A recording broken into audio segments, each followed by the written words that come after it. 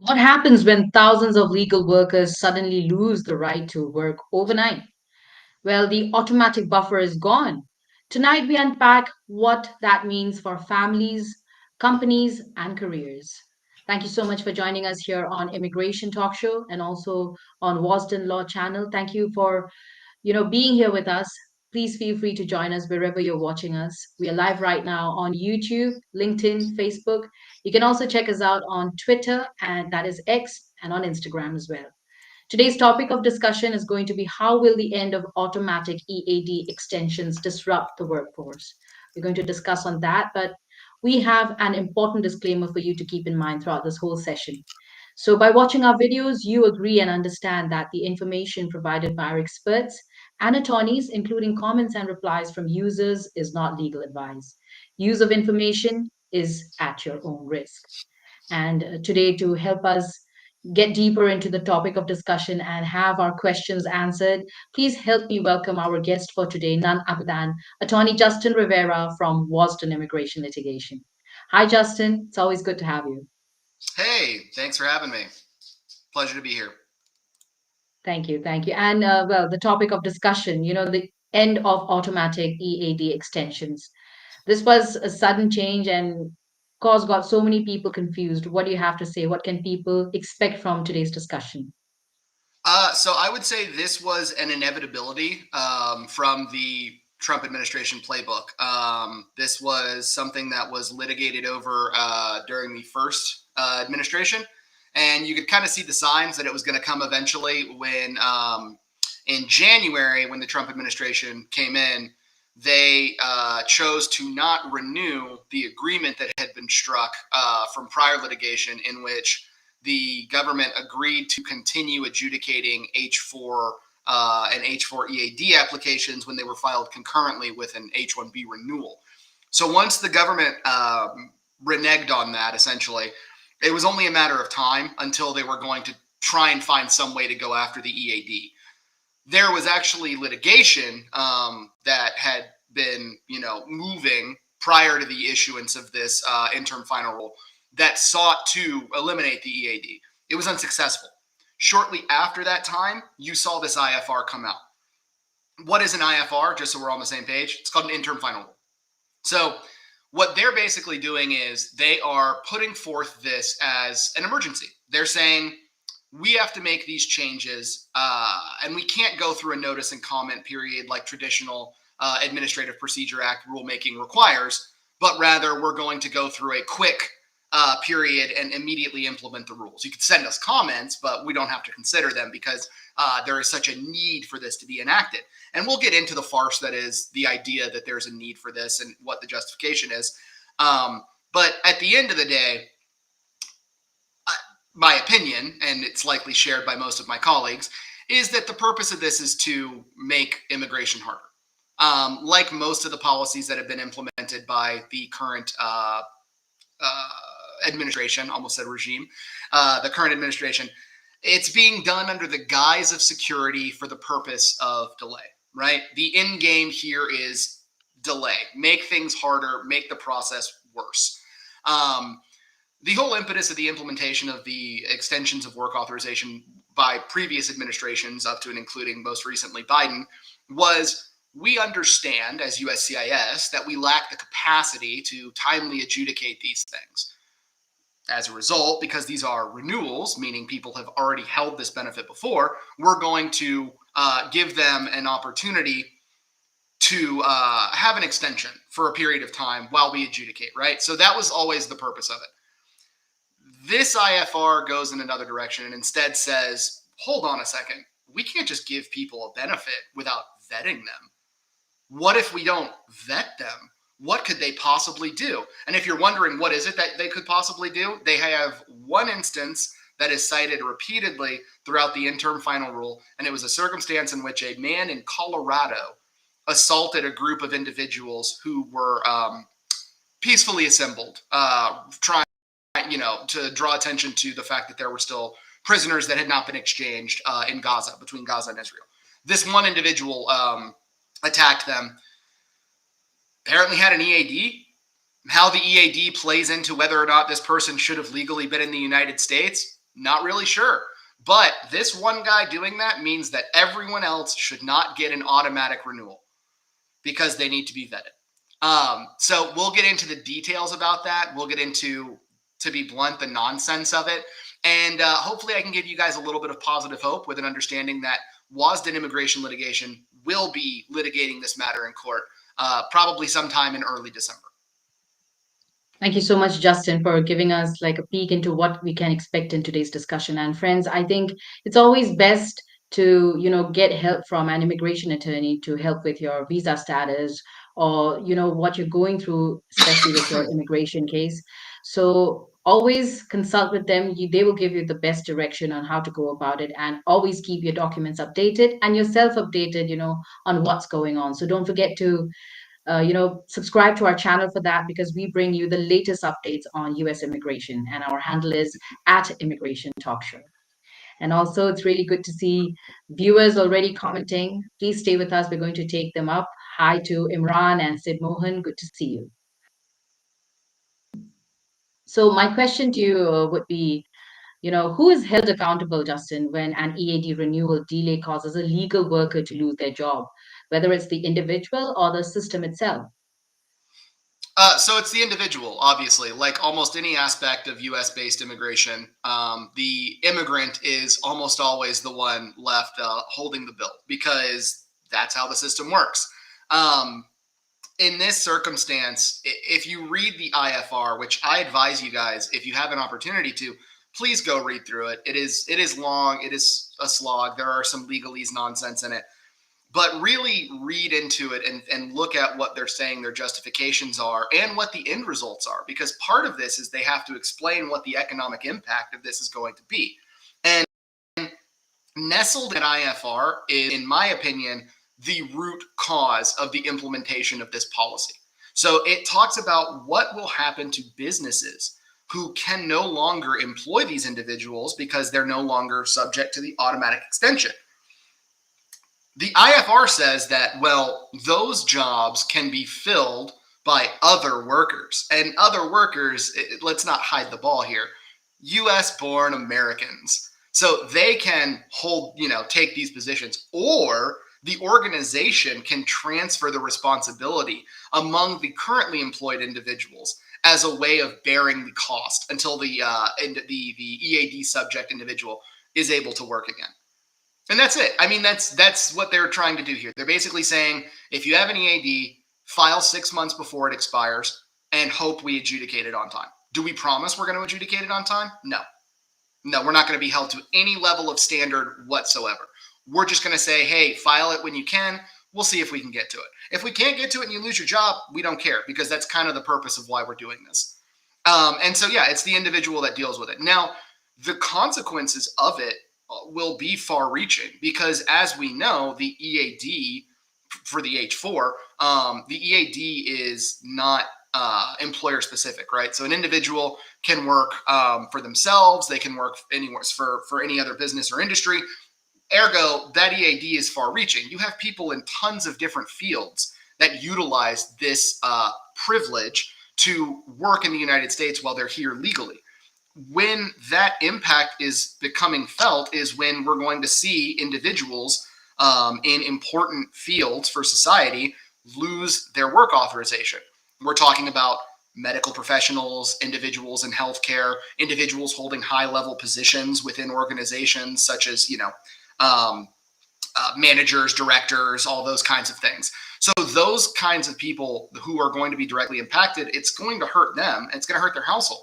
But it's also going to hurt their employer, because now the employer is looking at a circumstance where, a month ago, there was already a baked-in policy that allowed for them to not have to worry about the EAD process, because these people were able to get extensions automatically when they filed and followed the conditions required. Removing that creates an issue for them, because how important is the worker? What does this person do? Is it specialized? Is it something that can only be done by a few people, maybe in the world? So those are the kind of individuals that our firm is looking for in terms of plaintiffs, because we do want to show that this isn't just going to impact somebody who's opened an Etsy shop. And you know what? The person that opened an Etsy shop that is being impacted, you are important too. But the most sympathetic plaintiffs are going to be the ones whose job loss not only impacts them, but impacts their community. Because, maybe it's a rural healthcare provider or a dentist or some other field. Heck, maybe it's a therapist in somewhere where a town where that's the only one, and to lose that means these people are going to lose access to important mental or physical health care. So those are the individuals we're hopefully looking for. But to kind of put a button on this, it is the individual. I mean, the individual is always the one that ends up, stuck with the bill when these policy changes happen. Employers can always pivot if they have to find new employees. If it's an incredibly difficult situation, it becomes more nuanced, opens the door for more of an understanding of litigation. But inevitably, the people are the ones that are going to suffer from this. So true. And I think only the lucky ones really get what they really want, as in their visa or all of their things, sorted. Because I can't say that people are not trying their best. They're doing their best. They're hiring immigration attorneys. They're doing everything possible with, getting their documents in the right place and time. But only the lucky ones are getting through it, I guess. So let's see what happens. And it's been a really um, tough year, I can say, when you look at immigration. So many changes, so many things coming in, and challenges every now and then. Yeah, it's been. I think I can easily say I've been practicing not super long, but I'm going into 8 years now. All of my years have been spent in immigration, business immigration specifically.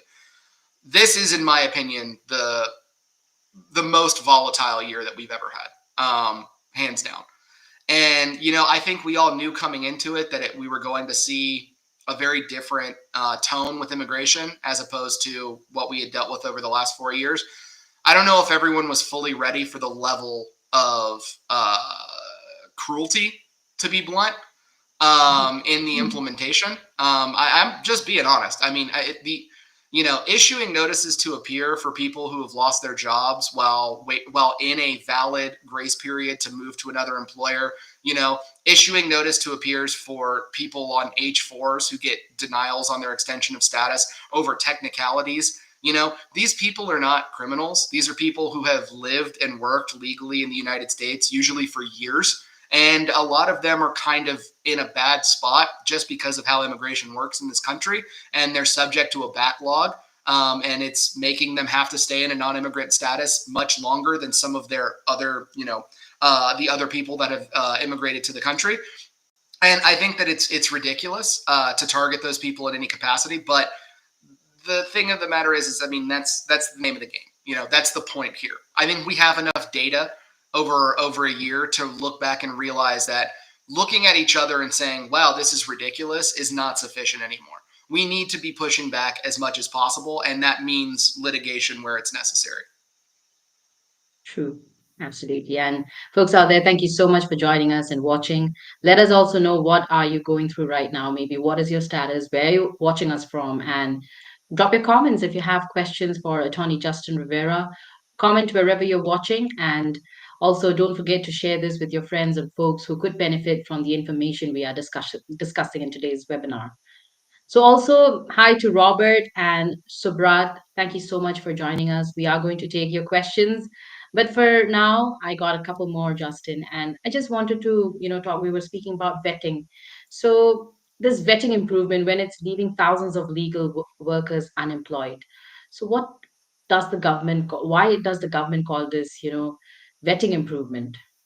So the vetting is a fallacy, right? Like, to be blunt, it's a fallacy. And an individual, when they apply to extend their status in the United States, is already going to go through a period of vetting, right? Because the government is going to look at all of the information and make, in their discretion, because that's their favorite word now, is discretion, going to make in their discretion a determination as to whether or not adverse factors exist that could stop this person's eligibility for the extension. Now, an individual who comes into the United States is vetted at multiple steps, right? They're vetted when they apply for the visa at the consulate.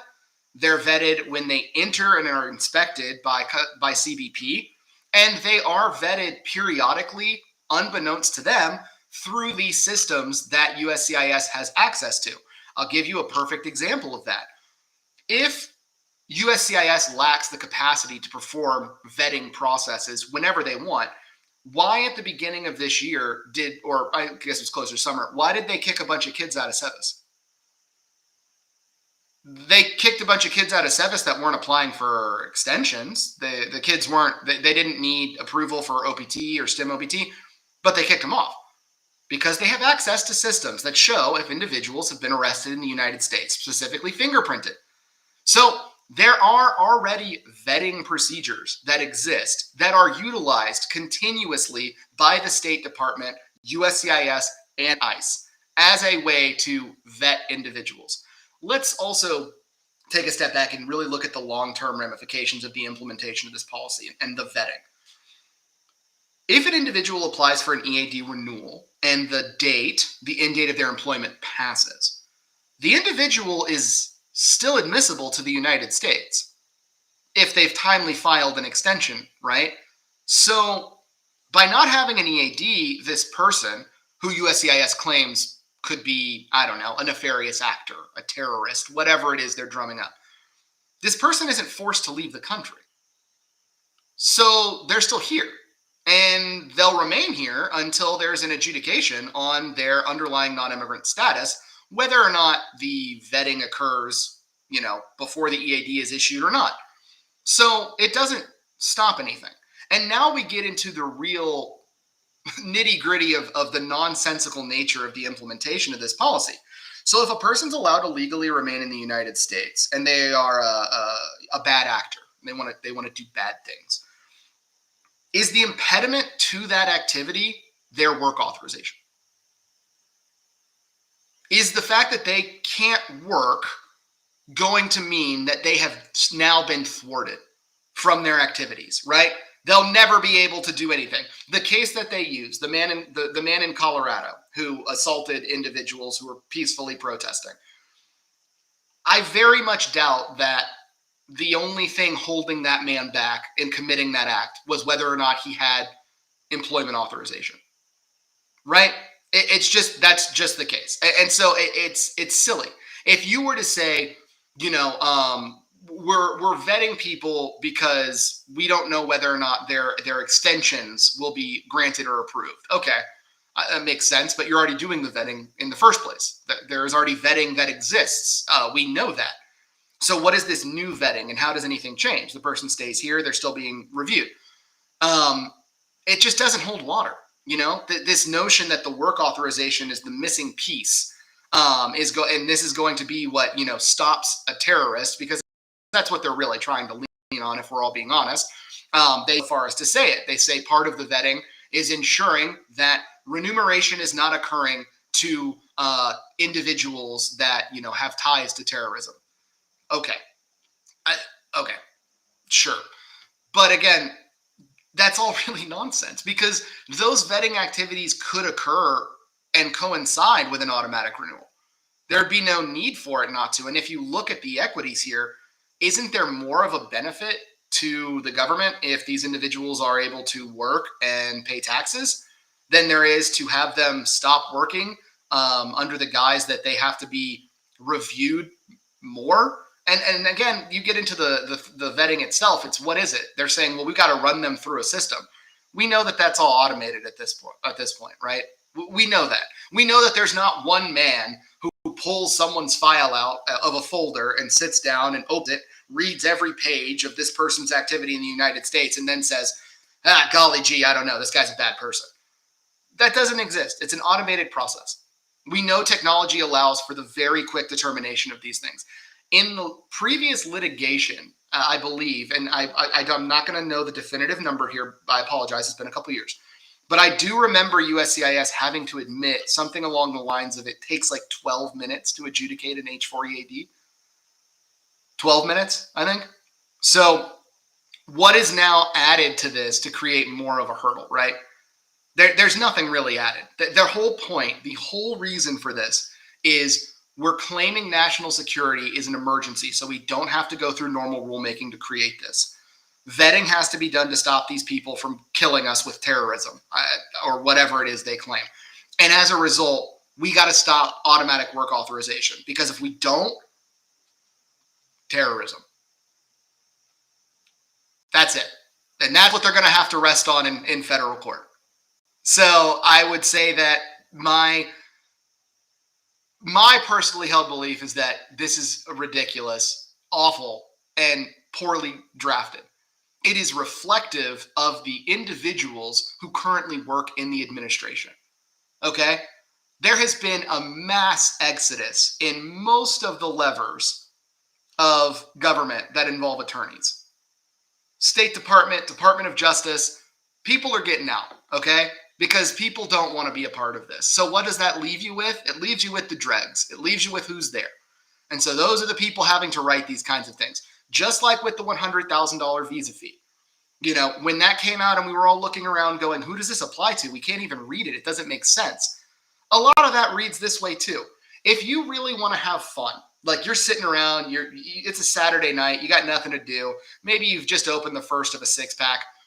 Go through this IFR, and I want you to see how many times the IFR cites to Fox News and the Heritage Foundation, which is a conservative think tank.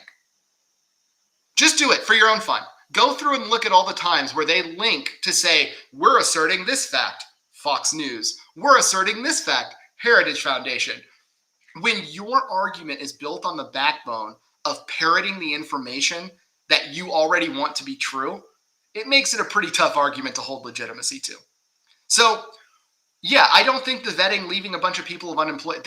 No, it's ridiculous. The idea that stopping people from legally having work authorization because one person could be a bad actor it's ludicrous. It is unbelievably ludicrous. I cannot say it more bluntly. I mean, yeah, it's ludicrous. And gosh willing, it's something that is very quickly struck down in court. Well, what can I say? I think most people are feeling paralyzed because they're doing everything they can, and suddenly, these bombs are dropped, and again, they don't know what to do next. So, Yeah, friends, just stay with I us, think the and final rule, just so you're aware, was tactically deployed on October 30th during the government shutdown for a reason. I think oh, that, but for the shutdown, they probably would have taken a longer view on this, but they saw an opportunity to seize and went after it. And that's speculation, but I'm just letting you know why I think that's why it happened when it happened. sure, Justin, sure, for sure. Well, I think we should take a couple of questions from the audience. So let's start with this one from Subrat. Thank you for all your support. Please let us know when the litigation is planning to file against the decision and in how many days we can expect the court decision. So we want to file in early December, but in order for us to file, we need plaintiffs. Okay. And the more plaintiffs we have that we can rope in to show that this is a concerning issue and a trend that's going to repeat, the more we have, the better. So I believe we've already begun to assemble plaintiffs. I'm not 100% sure of the numbers because honestly, we get emails every day and it's hard to keep track of. So I leave that to my team rather than myself. But the more we have, I think the better case we can show. And so we do want to file in early December when this rule, the IFR, is supposed to be finalized. It's supposed to be the end of November. So when we file, what are we looking for in terms of expecting a decision? I think realistically, we get some sort of final decision in mid-January to the end of January. Would be my hope. Now, the big monster in the room is the shutdown, right? The shutdown is possibly going to create lags in the process, but the shutdown looks like it's ending soon. Great job for caving, Democrats. Thank you for wasting multiple months with a shutdown. Just my opinion. But yeah, I think with the shutdown ending, we should see a full steam return to normal processing of litigation against the government. So I would hope end of January is like the latest for a decision. Thank you so much, for giving us some hope. And thank you, Subrat, for that very nice question. Let's take up Rajendra's one. Rajendra is asking, what legal safeguards and proactive steps can Indian professionals take to avoid job loss or status issues if their EAD renewal is delayed? I mean, they're saying file 6 months out and hope for the best. That's really what they're saying. I'll tell you right now, if they're playing out of the same playbook that they did from 2016 to 2020, they're going to basically kibosh expedite requests. And for those of you that don't understand kibosh, they're going to clamp down. They're not going to give you an expedite request because they don't want to. They don't want you to work because if you lose your job, that's a win for them. And so applying really far out, maybe trying to expedite once or twice would be great. I would be pretty upfront with your employer and let them know, like, hey, I'm taking every step that I possibly can to get this expedited. Is there anything you can do to help me? If your employer is willing to produce a hardship letter, something showing that, this is how much money I make the company, and if I leave, they can't just fill that hole. That's something that you could hope the government would consider. I don't know if they're going to or not, but build a case, right? Let's take this, John and I, we did a webinar on this last week, and we were kind of asked this question about what's the worst case scenario in the litigation, right? If we don't get some sort of sweeping success and invalidation of the rule, then it becomes death by 1,000 paper cuts through mandamus. So what that means is we're going to file delay litigation after delay litigation after delay litigation, showing people who have waited, the entire amount of time and still don't have their EAD authorization. Is mandamus going to be impactful and successful? Yes, I think so. It has the capacity to. But we don't want to even get to that point, right? We don't want to have you guys coming to pay us thousands of dollars to tell the government to do the job that they're supposed to do already. And so that's why we're attempting to go through litigation this way and get a clean win that we can use for everyone rather than having to go piece by piece by piece. We had to do piece by piece back in 2016, 2017, whenever it was they made the rule change, maybe even 2018. I'm getting old, guys. Cut me a little slack. But we can and will explore that if we need to. But John, who is way smarter than me, John this time wants to attack this right out front, and we want to hit this hard, and we want to get rid of this so that everyone gets to, gain from our win. So yeah, I mean, if everything doesn't go the way we want it to, and it turns into mandamus city where we're just mandamusing the government every other month with more and more plaintiffs, then that's what we'll do. To get you guys your EADs. But I'm telling you truthfully, we had to do that in the past. We really don't want to do it again. Absolutely. And yes, big shout out to Jonathan Wasden. Go check him out on Wasden Immigration Litigation, friends. And also, don't forget to check out Attorney Justin Rivera today, who's here with us gratefully, and visit this link, which you can see on screen. So also, you can reach out to them if you need a one-on-one consultation or want to, get more of your questions answered. So thank you so much so far. Yeah, and anybody who wants to be a prospective plaintiff, anyone who thinks, hey, I want to be involved in the litigation, I want to let you guys know two things up front. One, you can email us at support@Wasden Litigation, something like that. You can email us and just say something like, hey, I want to be involved in the lawsuit. Here's some of my information. We'll reach out to you and we'll talk about whether or not we think you'd be a good fit as a plaintiff.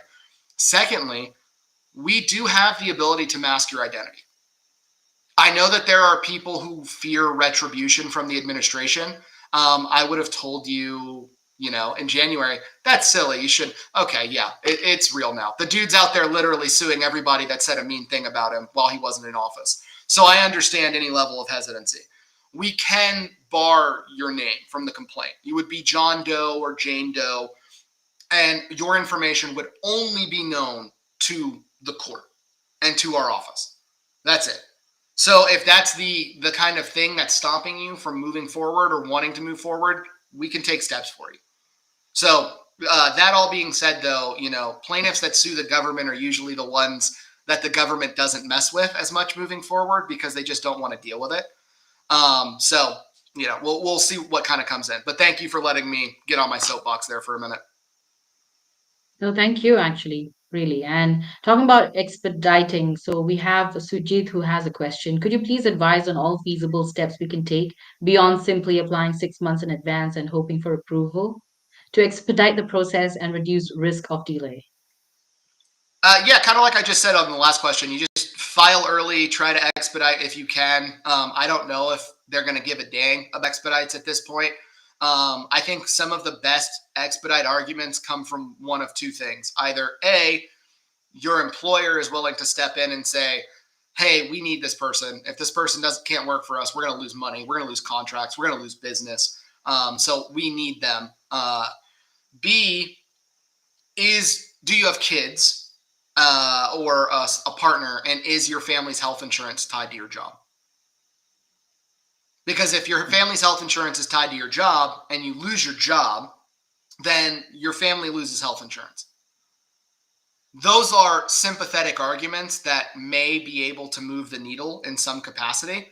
But outside of that, there's really not much else, that you can do to really expedite. And it sucks, but I can tell you guys, when we were doing mandamus lawsuits in the last administration for EADs, we had all of these people who had requested expedites and literally worked with lawyers to craft arguments to say, to basically tell you the kinds of things I'm telling you guys.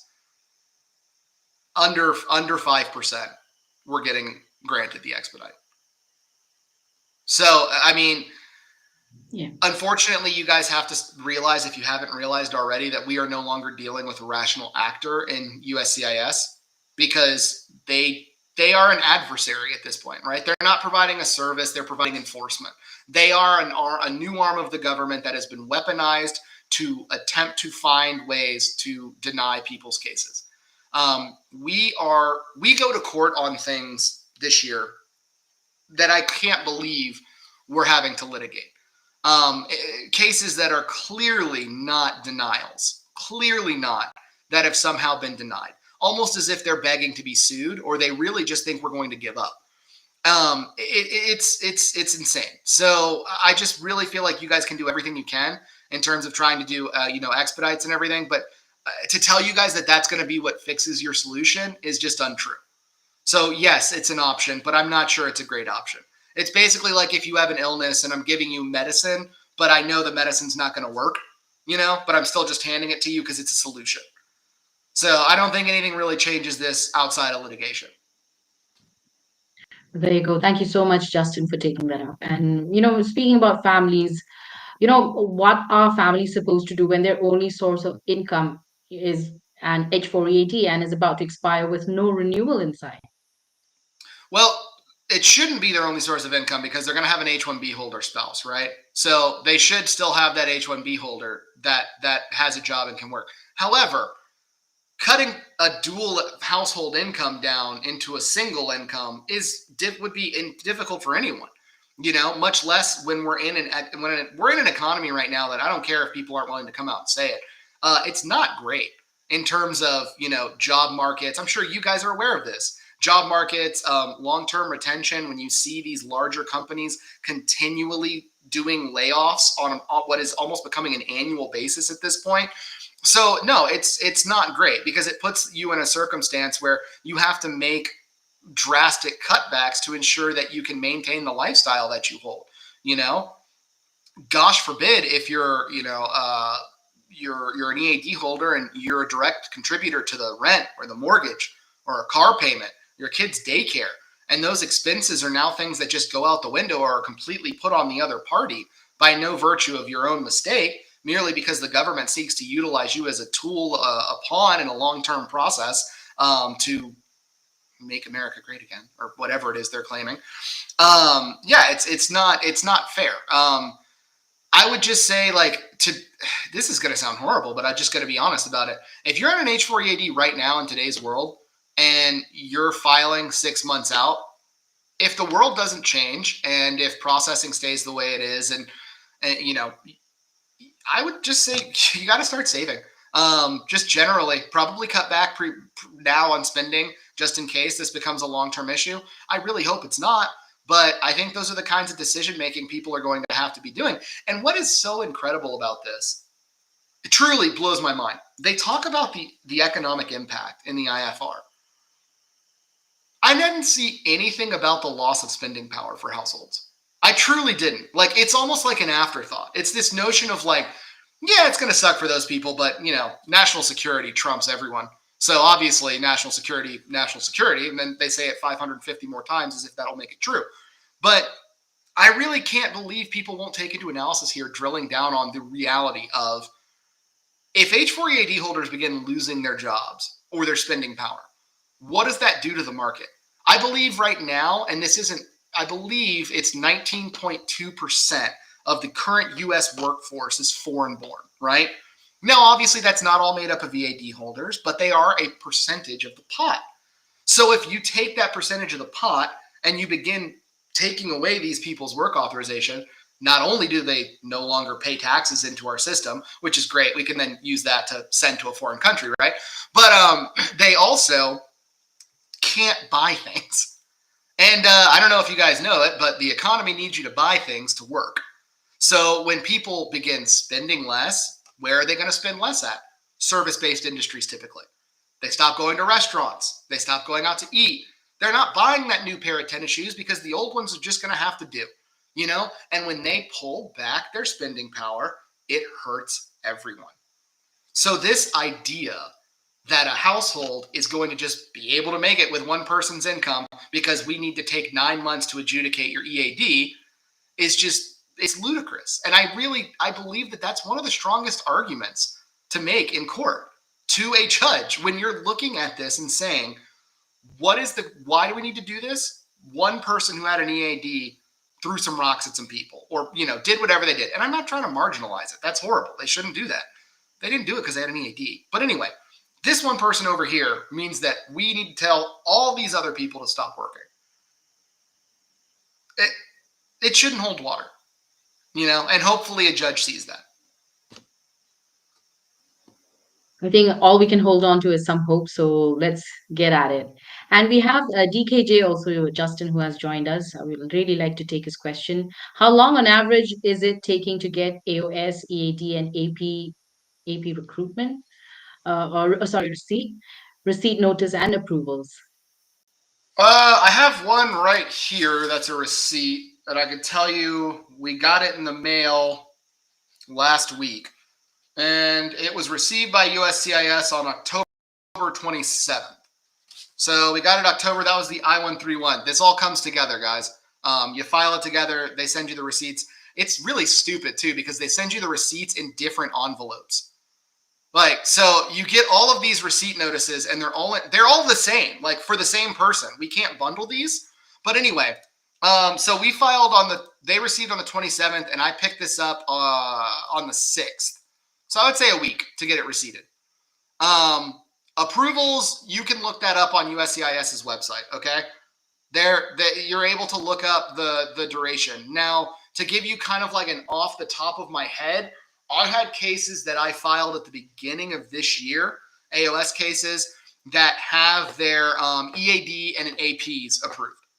I believe those EAD and APs, those approvals came in early October. So that was January to October. So that was my wait for those two. I think it was 2 cases or 3 cases. So I would say 10 months. 10 months, yeah. The 485 you're going to interview for because they're making everybody interview now.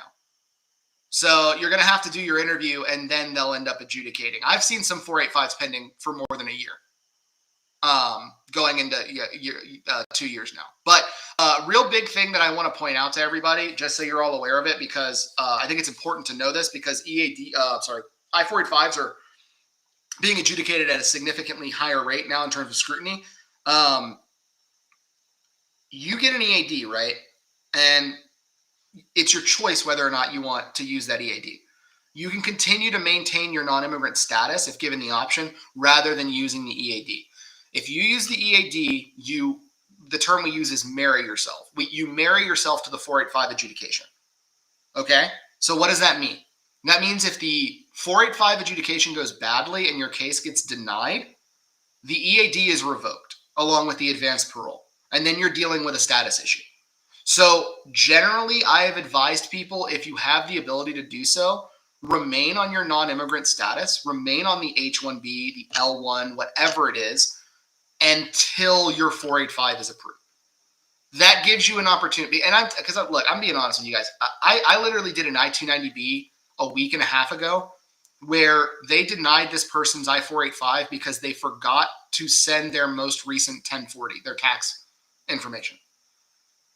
They sent everything else, okay? USCIS 2 years ago is not denying that case. USCIS is sending a notice of intent to deny and saying, hey, you didn't send in your tax information. You need to send it, right? Not anymore. Now they're going to say, ooh, a technicality, and they're going to deny the case if the document isn't there, right? Even if they issue an RFE and someone forgets it, whatever. It's a little faux pas. But look at the long range implication for that. If that person's married themselves to their EAD, they're no longer working subject to their non-immigrant status, and that's denied, you're in limbo. You're sitting there with nothing in your hand. You got no status.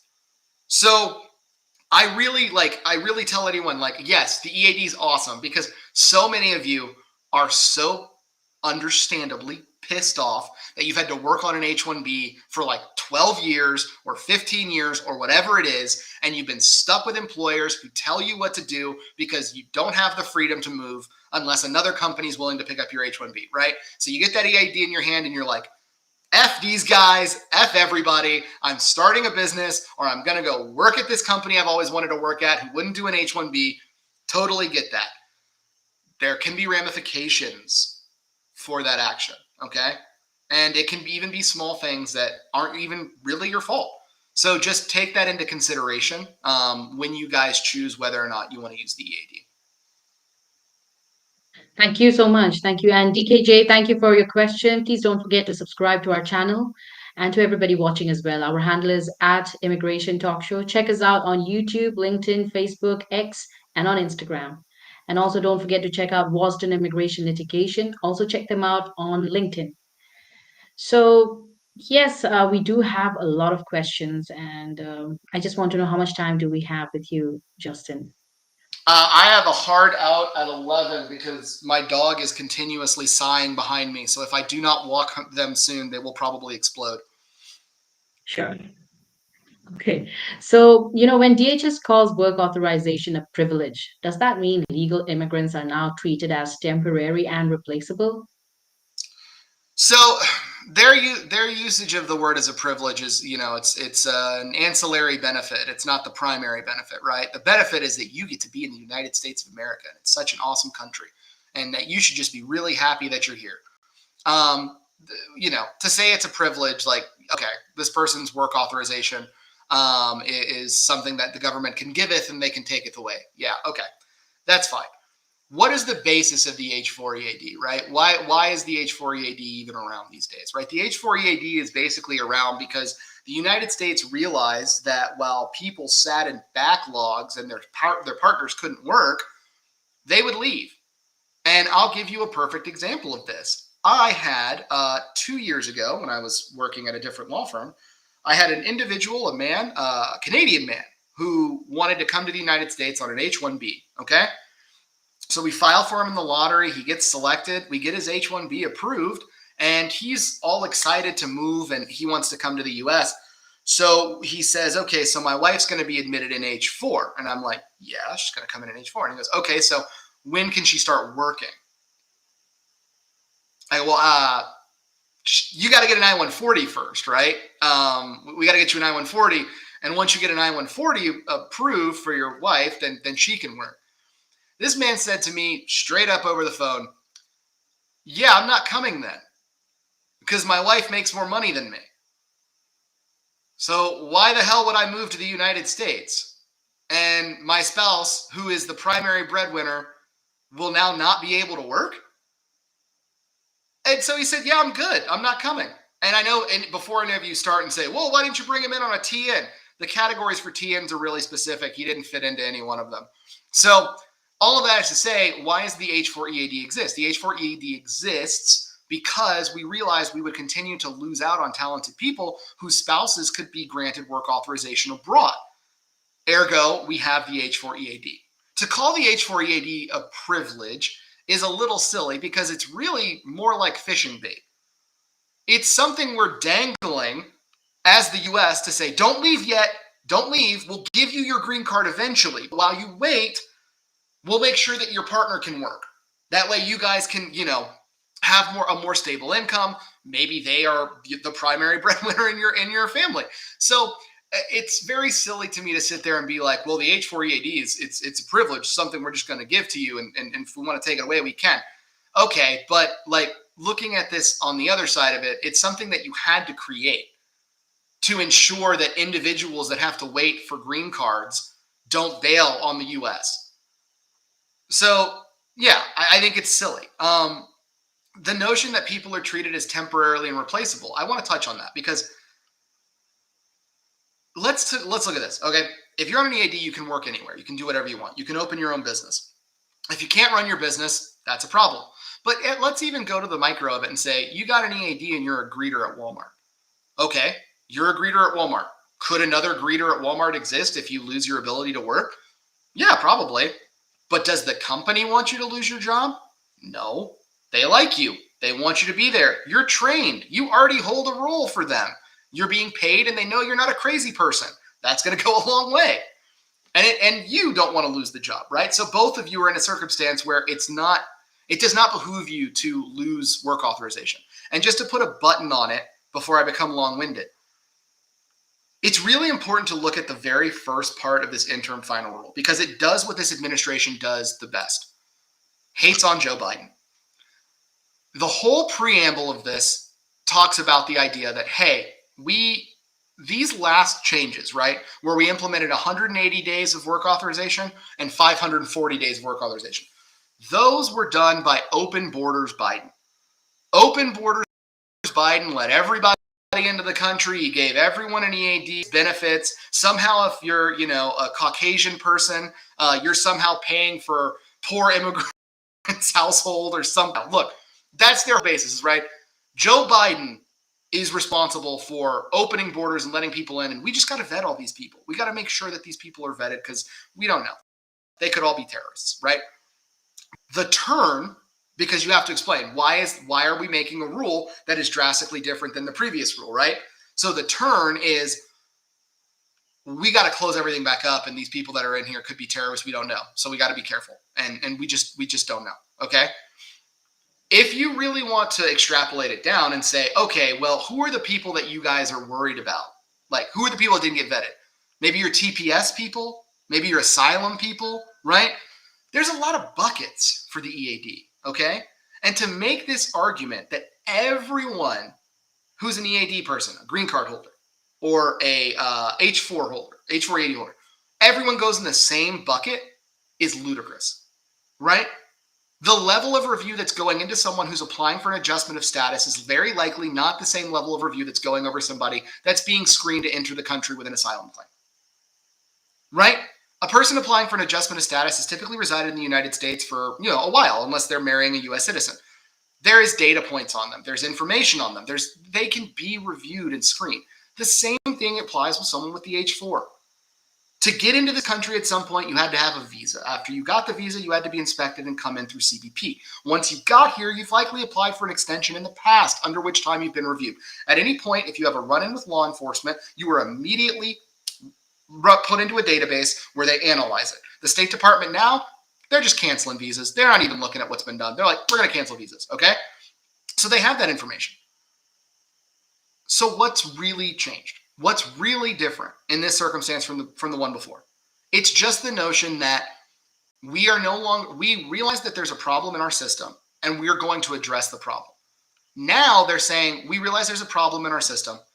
We don't want to address the problem because national security.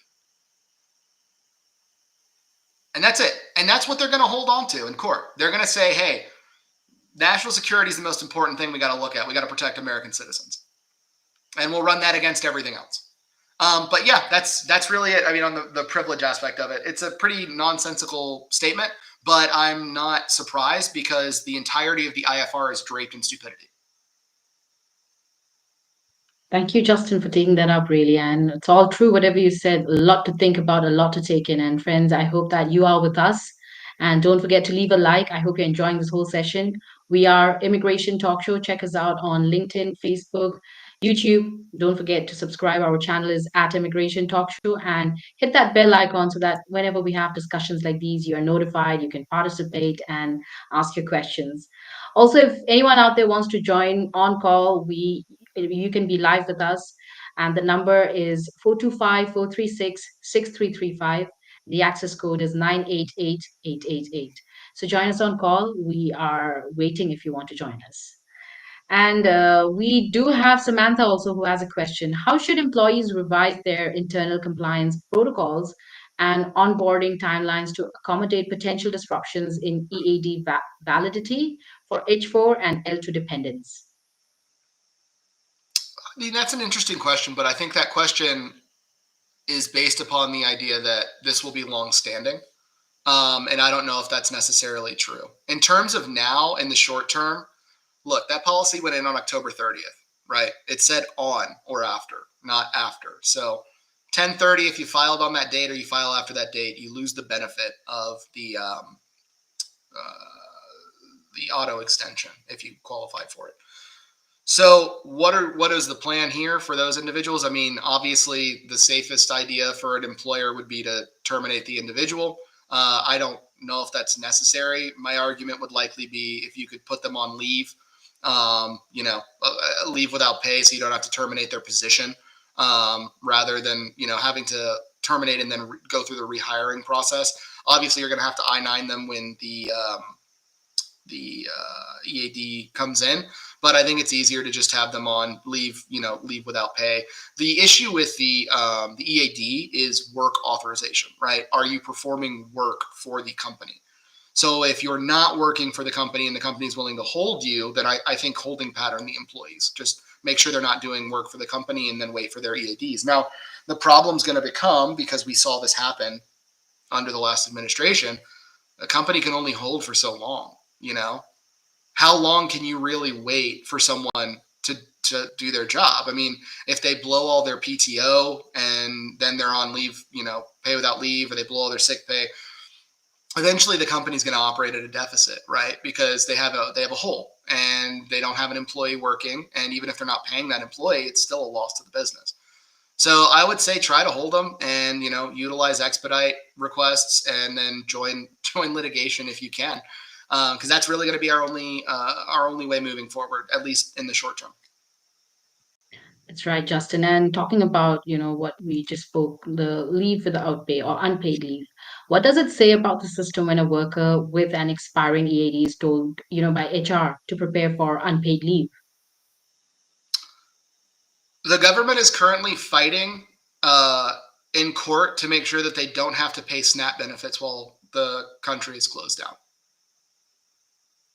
Like, I don't know if I can put any more plainly to you that there is a level of genuine cruelty to this administration, and it is the point. They don't care. They don't care. I think that the fact that there is a prolonged targeting of legal immigration already, lays bare the fact that the statements that were made prior to the administration coming into power are just not true. There is a desire, Miller, to eliminate immigration in as much capacity as they're able to do so.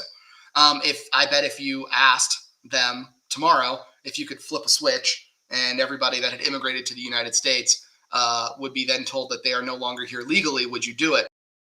They would likely say yes. Or to be more candid, they would create a system where if you were rich and had a lot of money and could pay them to stay in the U.S., you could do that. But outside of that, they would turn it off for anybody else. And so, yeah, I get that it's not fair to people that are trying to do things the right way, but they're not going to care. I think that if employers are willing to help soldier this forward, they're willing to help their employees in any way possible, be that through unpaid leave or, just holding their positions or whatever they can do for them, then it'll go a long way. But it's very reminiscent of where we were in the first administration, where this was a tool they rolled out. They didn't really want to listen to anybody saying, hey, this isn't going to be a good idea or this is going to be harmful to people, because they were like, yeah, of course it's going to be harmful. That's why we're doing it. Yes, that's right. And, Justin, talking about it, I just want to end it with Robert's question because, he's saying, given the backlog and processing delays at USCIS, How might the proposed EAD renewal changes interact with litigation trends or class action suits aimed at protecting work authorization continuity? Do you think it'll continue? So what's really interesting is part of their argument, which is really it's interesting is a nice way to say stupid. Part of their argument is that the backlog is going to go down because there's going to be less frivolous and fraudulent EAD applications, right? Because open border Joe gave everyone an EAD card and probably a check for $100,000 and some patents and whatever. He likes immigrants more than he likes you, right? That's the whole argument against Joe Biden. So because of that, because there's going to be less people applying because they're getting rid of TPS categories, making asylum cases harder, doing those things, there'll be less people that are having to adjudicate those applications, and they're going to focus their time on your application instead. The federal government and the word efficiency are, oil and water, right? The idea that the federal government is going to somehow magically become more efficient because of this is asinine. I very much doubt that an employee who is, slogging through a colossal backlog of EAD applications is going to go, golly gee, I'm just going to work so much harder now because I know I don't have to adjudicate these bogus TPS EADs. So, go ahead and read it. I'm not lying to you guys. It's in the IFR. You can go read that justification. So yeah, the backlog and processing delays are going to continue and they're going to get worse. Of course they're going to get worse. That's the point. They're going to shift resources to put people in places that they deem are the most important to them. I guarantee you those places are not going to be EAD adjudications. And as a result, you're going to see a continuing problem with backlog. Okay. So how does this work with litigation? This is exactly what we're basically arguing when we file suit against them in December. Your IFR is bogus. There's no reason for you to not go through actual APA litigation, which is notice and commenting period, several months, the way it's supposed to be implemented, because there's no immediate danger or harm like you posit there is.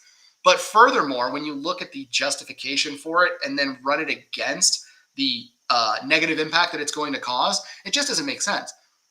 One of the things that I was talking about with another attorney, which was really interesting to me, and I thought that they made a great point.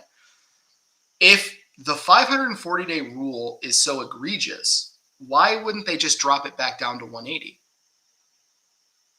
Right? There's a middle ground that exists here where you could say, okay, 540 is ridiculous. It's too long. We're going to drop it down to 180 and say that we're going to be able to get to the person's case, if they file 6 months out, within a year. So you do have that sitting there, but we can't do it, right? Because national security, we got to drop it all the way to nothing. And so, yeah, I mean, it's ripe for litigation. I'll leave it at that. It is ripe for litigation. Whether or not it be class action, I can't say. I know that there have come out of the Supreme Court over the last year that have kind of lessened the impact or the power of the nationwide injunction, and I think they've also probably bled over into making it more difficult for class action. So I don't think that that's the way we would go. If another firm is looking to do that, then more power to them. The more bites we're taking into the administration, the better we're all going to be. There's a reason why we celebrate when other people sue the government, even if it was something we wanted to do. There's a lawsuit on the $100,000 fee right now that's been filed by the Chamber of Commerce. Awesome. Great argument. Jealous of it? A little bit, but excited about the prospect of their success, even though it's not something we did. So our industry, I feel, not to pat us all on the back because we're not all great. There are shitty immigration attorneys out there, don't get me wrong. But by and large, the people I've been working with, what I have noticed and been very appreciative of is the vast level of collaboration. The idea that even if we're not all claiming the glory, we're all trying to win because we want you guys to win, right? We didn't get into this job just to make money, or at least most of us didn't. We got into this job because we genuinely believe in immigration and its importance to the United States and how it strengthens our country. And there are tons of us, and we all were smart enough to go to law school, And we're now trying to sue the government to make sure that they can't do this kind of crap. And I think that we have been pretty successful this year, to be honest. I mean, if lawyers didn't step up and block that SEVA stuff, we would have been in a world of hurt.